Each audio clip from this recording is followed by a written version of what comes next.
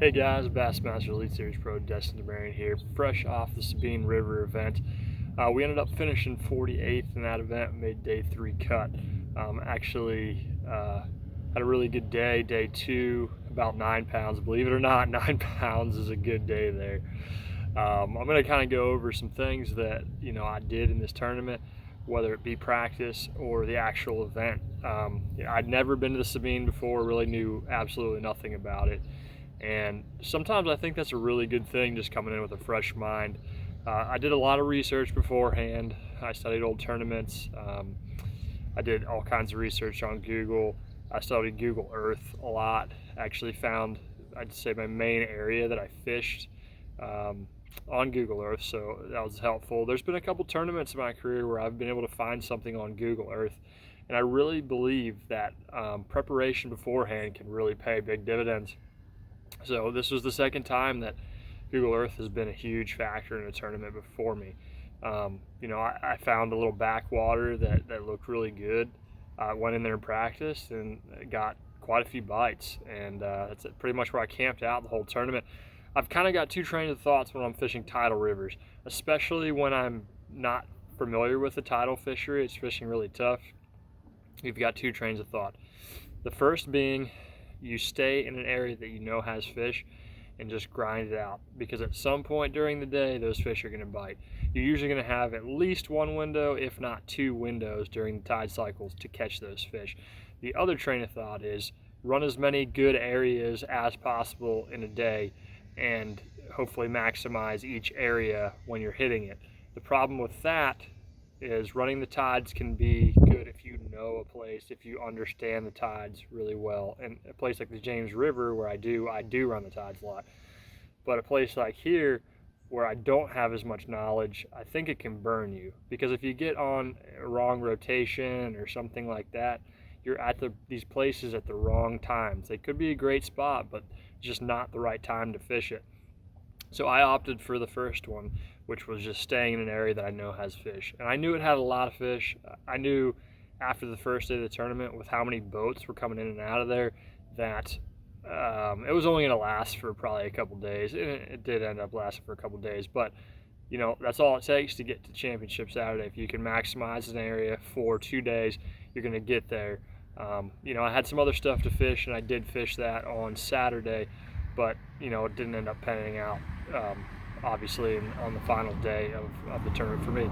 So what I did in practice was just covered a ton of water. I fished all kinds of areas that I knew looked good. I studied beforehand, and I just checked all of these places that I found on Google Earth, and I saw these just certain things that stood out to me in those areas.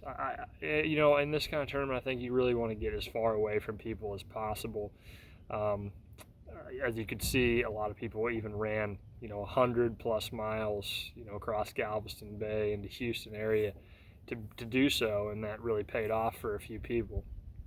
But I really wanted to find areas that were going to be less pressured, which truly I found to be really challenging. I think everybody kind of had the same mindset in that regard, and even when the further away I got from the main drag of things, I still was seeing a lot of boats, and I think everybody was trying to do the same thing, which ended up putting more pressure on the fish throughout those areas. And I just kind of settled in on the one after practicing just about everywhere, other than I did not go to Houston. I think next time I might, but I did not go to Houston. I went way up to Sabine, I went way up to the Neches, I went up Taylor Bayou, all the main areas that are players in this tournament, and I kind of settled on the Neches River. So what I did in the tournament, I kind of had a game plan initially, which didn't end up panning out. I completely had to just go on and fly. I found most of the fish in the area that I was fishing flipping. I think a lot of them were bedding or just fry guarding after the fact in that area, that little bayou that I was fishing. So I was flipping a lot of those fish. When it came to the tournament, I wasn't getting bit as consistently flipping, so I ended up going to a few topwater presentations. I did catch a couple key fish on a spinnerbait as well.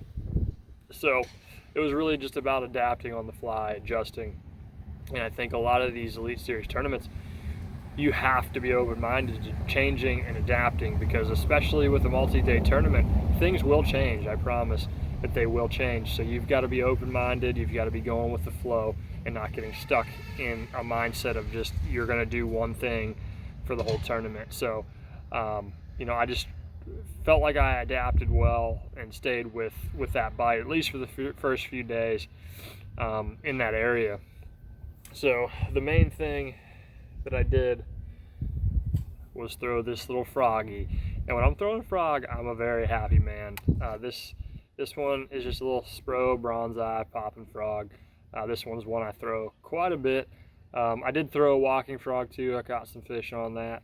I like the live target ones, mostly because I like how they skip and they walk. So they're a great frog too. This is a spro. Everybody uses a spro. Everybody knows about a spro, so it's not that crazy. But this is the one I did catch a lot of fish on. I caught probably my biggest or my second biggest one day 2 on this thing. So it was definitely productive.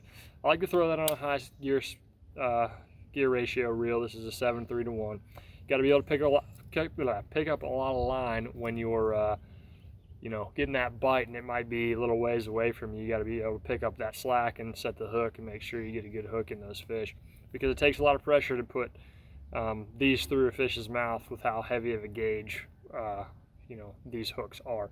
So always want to throw it on braid. This is a 50-pound braid.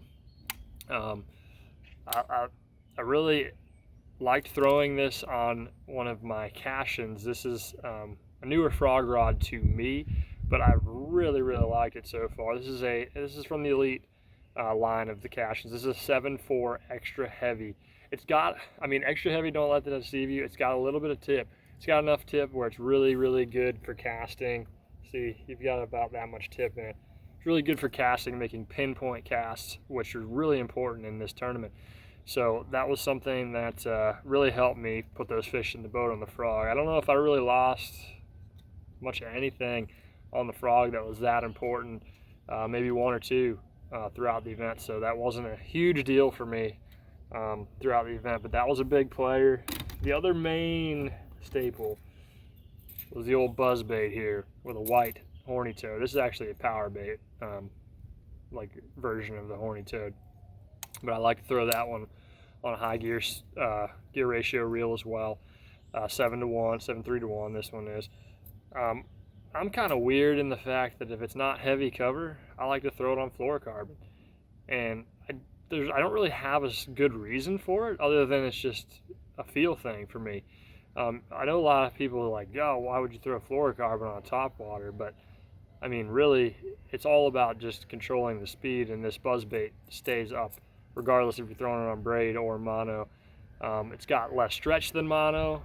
It's a little more obviously invisible, but I don't think that was really the factor. It's just more of a preference thing for me.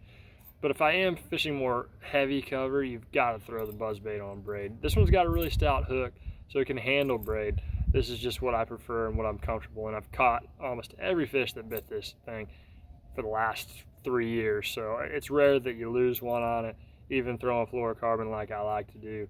This is like a 16-pound Gamma Edge. Pretty tough to break this stuff. So this is what I like to throw on it. This is a 7-foot medium heavy cache, and this is from the Elite line as well. This one loads up real well for that buzzbait. You can see it's got a nice tip to it, so it gives those fish an extra second or two to kind of eat it before I can jam that hook in there, which is great. You want a little bit of delay so you don't pull it away from them. And I did catch, I think, my biggest fish on this. Actually thought it was a mudfish for part of the landing of it, because it was pretty good size, especially for the Sabine and the Neches River. A couple other things I did was between these two. So I did throw a spinnerbait. This little custom river spinnerbait I got, it's a quarter ounce actually. It's a little white with 2 Colorados, a little gold one and a silver one, the outer one being gold. And then I did flip some. This is a 3/16. I flipped between a 3/16 and a 5/16 angler tungsten with an owner 4/0 J hook. This is a little, baby D-bomb on there. I did throw the regular size as well, and I did throw, some rage stuff too. But I threw that one on 20-pound when I was flipping. I threw that spinnerbait on 16-pound gamma edge. Both very flawless, good line presentations, and the spinnerbait ended up catching a couple key fish for me. And I did get some bites on that too, but nothing really important in the tournament for me.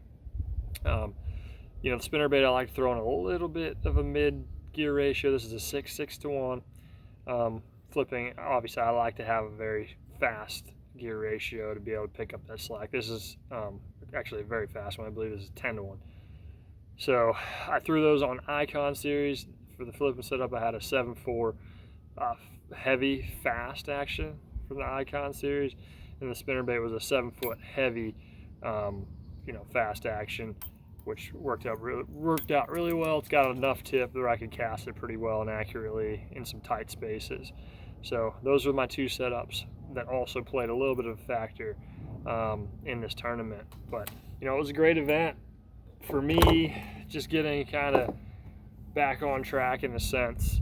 It'd been kind of a rocky start to the season, and when that happens, you just got to go back to the basics and just really focus on the fundamentals in my mind, which being catching 5 fish a day. So starting the second day at Pickwick, that's what we've been doing, catching a limit and then catching big fish, and then continuing to build off that. Sometimes it's really important to just go back to that, just to remember, it's just fishing. You just got to go out and catch 5 pretty much every time, especially in a tough tournament like this. And hopefully we got some momentum going into Lake Fork. I'm really excited about that one. I think it's going to be really big waves. I think there's going to be some great fish catches, some big fish weighed in, and hopefully we can get on some big ones, up there. We've spent a little bit of time there last year. We had the tournament there, and I went and pre-fished again about a month back before this one. So got to explore some new areas that I hadn't got to fish.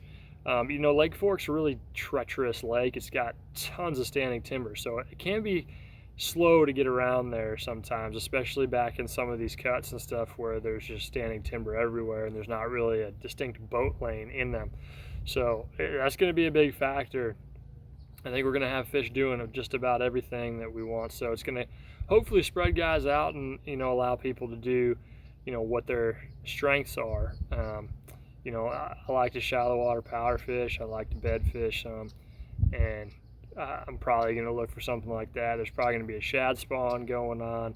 You're probably going to have some fish getting out too, where you can do some offshore stuff, cranking. As you saw last year, the jerk baiting around standing timber can be good too, but I think the cranking, Carolina rig, Texas rig, some big swim baits, I think that's all going to be a factor too. But also that shallow water bite is going to be really key, especially I think with the conditions we've been having, the time of year that we're going to be here. So guys, thanks for watching. Stay tuned. Hopefully we've got an even better one coming after that Lake Fork event.